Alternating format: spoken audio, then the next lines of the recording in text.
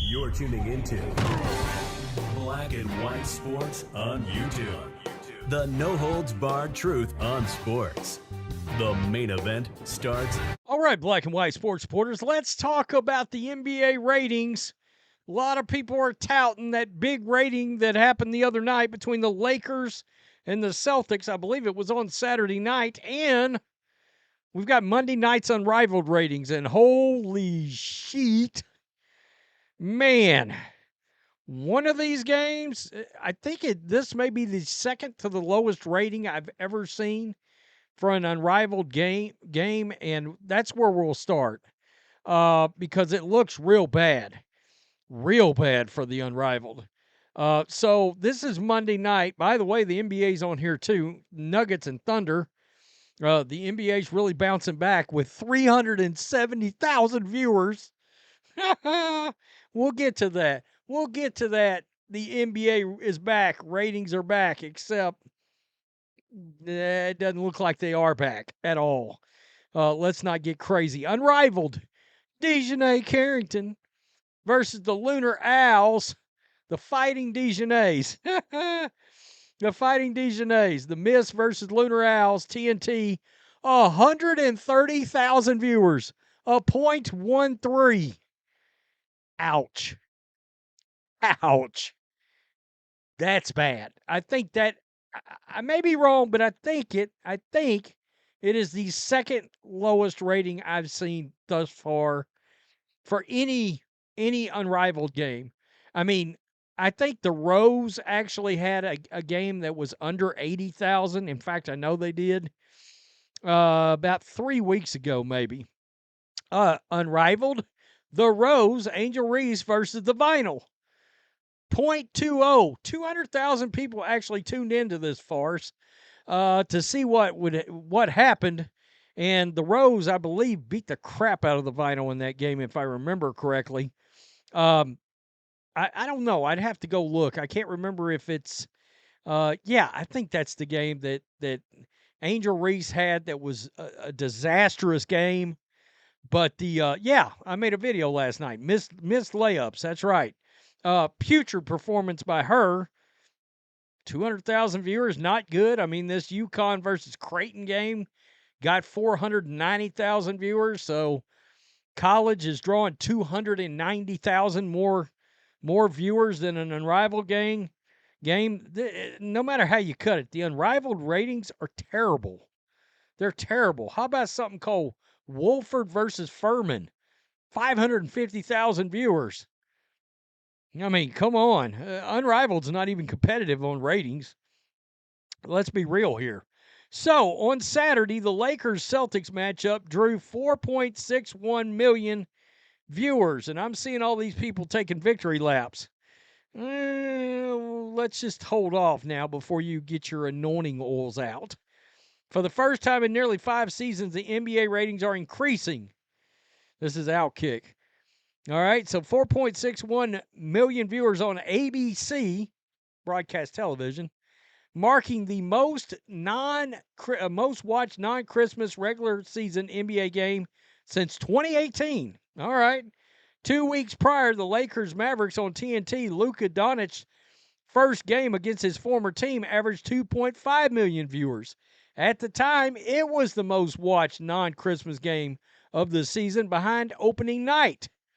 In December, the NBA ratings on ESPN were down 28% from last year. Yikes. The recent surge, along with some dishonest accounting of the Christmas Day slate, has essentially wiped out those declines. So has the NBA officially rebounded? You see that? Not quite. No, it has not happened. We predicted that after the Lakers' shock for Luka Doncic, shock trade for Doncic in January, that strong ratings would follow. The trade was shot in the arm, the NBA needed.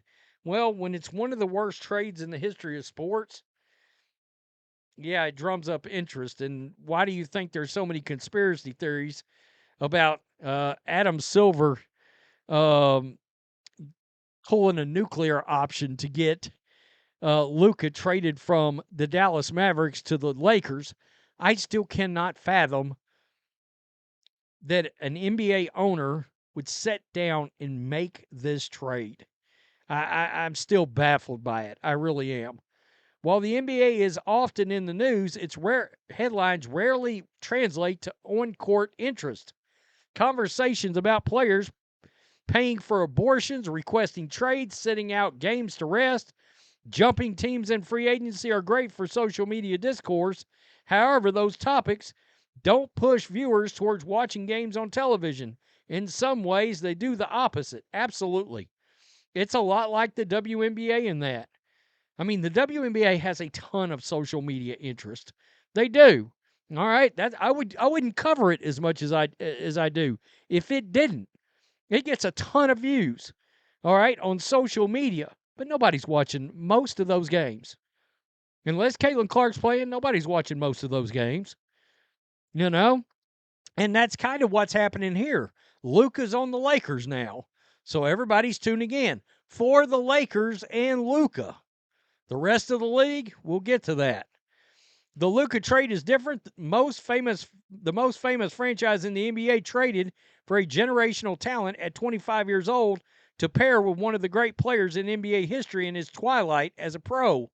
That is worth watching, is it? That storyline draws casuals to the television screen. That said, specific storylines last only so long. LeBron's first season with the Lakers in 2018 also had good viewership. Then the novelty wore off. Well, in 2020, he lost his mind politically. So check this out, all right? While the Luka-led Lakers intrigued casuals, his arrival has not increased their interest across the league. Last Sunday, the first-seeded Thunder, took on the second-seeded Nuggets in an ABC matchup featuring two leading MVP candidates. Despite the Sunday afternoon billing, the game averaged just 1.8 million viewers. Damn. Let's be honest. Caitlin Clark, she'd give a 1.8 million view run for their money. I mean, she might outdraw that game. She would at least be in the conversation to outdraw it. God, and that's the first and second seed in the Western Conference of the National Basketball Association. Wow. Sure, a Lakers-Celtics final this June would do bonkers ratings, but the much more likely Thunder-Celtics finals would not. No, this is where they go after my Celtics, but they're not wrong. Despite Boston's storied history, the team's recent finals trips have hardly produced viewership for which the NBA could hope. Visions of a Thunder Cavs finals featuring the teams with the best records in the NBA must keep Disney executives up at night. So, in other words, it's kind of like the W right now. Caitlin Clark's involved, people are tuning in. Luka and the Lakers, okay, as long as it's on broadcast television, people seem to be tuning in. But the other games, no, it's just like the WNBA. Nobody's tuning in for those other games. And nobody's tuning in for other games in the NBA. And nobody's tuning in for any games in Unrivaled at all. Ugh. Wow. Tell me what you think. Black and white sports supporters, have the NBA ratings recovered? No, they haven't. Peace, I'm out. Till next time. Thanks for watching the show. Be sure to like, comment, and subscribe. Be sure to tune in next time on Black and White Sports.